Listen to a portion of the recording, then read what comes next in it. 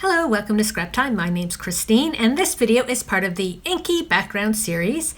And we are going to be using Distress Crayons. This is the Distress Crayon video number 2. And this time we are using them on a base of gesso. So let me open up. I like to store my crayons in these tins from Holtz. I think they're actually a Distress Crayon storage tin, but they're also used for other things as well. I have 2 tins to hold my crayons. And so in this one, so what I did, you can't see because it's white gesso, but there's a layer of gesso on watercolor paper, and I've applied the crayon on and smudged it with my finger. Because we have now that the gesso makes it non-porous, sort of like the paper, the ink just wants to absorb in, whereas gesso, the ink sits on top, and it allows you the ability to smudge your crayons. So I'm going to just pick some of these. This is evergreen bow. If you haven't used crayons, you just twist them and the top comes up. This one I think I haven't really used. Now the thing is, Distress crayons will dry. They're not constantly being able to be activated. And so what I like to do is work in sections. So I'll put on my color and then I will smudge it. And you can see how that just smudges right away. Now I'm going to show you just this was from the previous one. This is without gesso. I'm just going to put some on just to show you the difference. And it smudges a bit because I had it on my finger, but not like that. You can see the difference in the smudging. With the gesso, you can really smudge it out. So then here we can use some shabby shutters.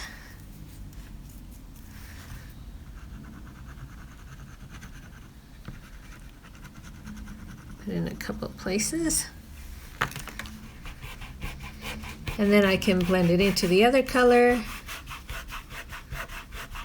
Now this is a really great, say if you had die cuts down to form texture and you paint it and then you like smudge in some crayon over top of that texture, you can get some really cool looks. I'll use some brown. I don't normally use brown. Tea dye.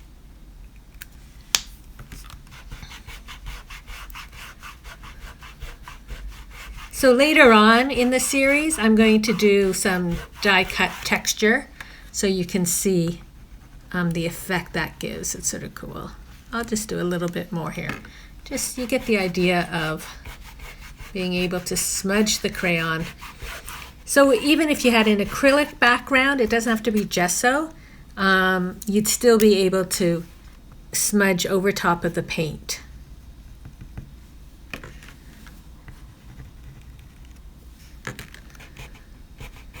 Now if you were using really different colors, you'd probably want to change your finger of smudging. And the more pigment you put down, the easier it is to smudge, obviously. If you don't put a lot of pigment, then you don't have much to smudge. So you can get a thicker smudging. So that gives you some idea with smudging. Now the next thing we can do is actually apply a little water to it, and when it dries it will stick to the gesso. It's not going to come off. So for that, so this is still, there's a gessoed background. And since I'm applying the water, I'll do the same colors, but I'll put all the crayon on first and then I will paint it out.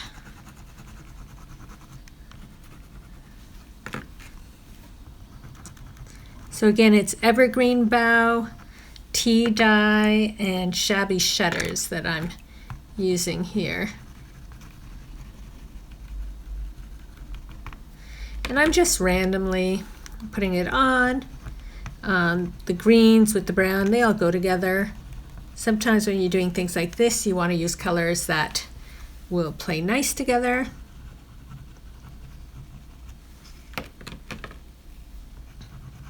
But you can always try throwing in a pop of another color. It's good enough for the demo. So since probably won't be applying more, I'm going to put my lids back on, actually leave them out for a minute. And the Distress crayons are really soft compared to some of the other crayons. Later on I'll be using Dina's scribble sticks, and those are a lot harder. So I'm just putting water there. You could always use, if you have like a cup of water to keep your brush in.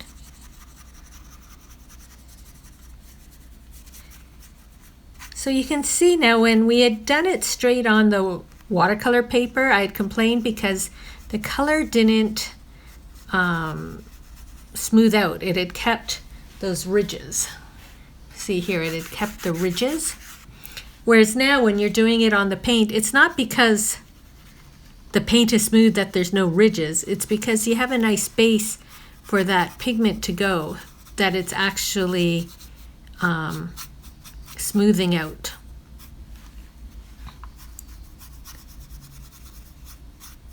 Now if you put too much water on, you can see here some of that color is being washed away, and that's because we have this pigment on that porous material. But once it dries, it will stay there. Then you can go in and add a bit more color if you want. I might go in and just add a bit more of the shabby shutters because it's sort of got brushed away. So I'm going to dry this quickly and then show you how we can add more color.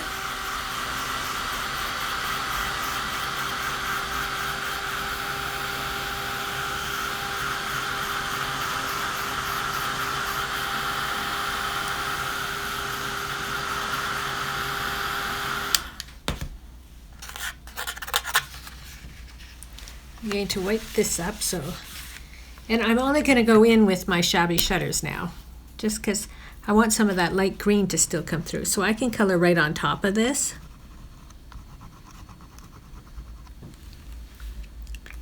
I could even just smudge it in if I wanted, or I can just take a little water just to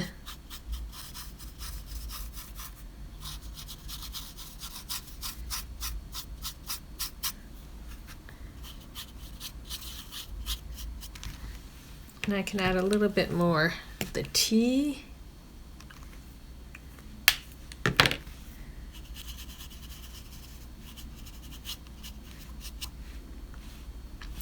And you could dry it again and layer it up.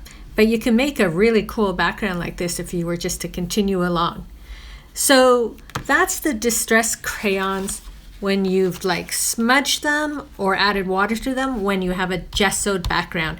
And for me, this is the way I prefer to use them versus just on a watercolor background. Thanks for watching. Be sure to give our video a thumbs up and subscribe to Scrap Time videos on YouTube. And for more Inky backgrounds, be sure to check out the Inky background playlist.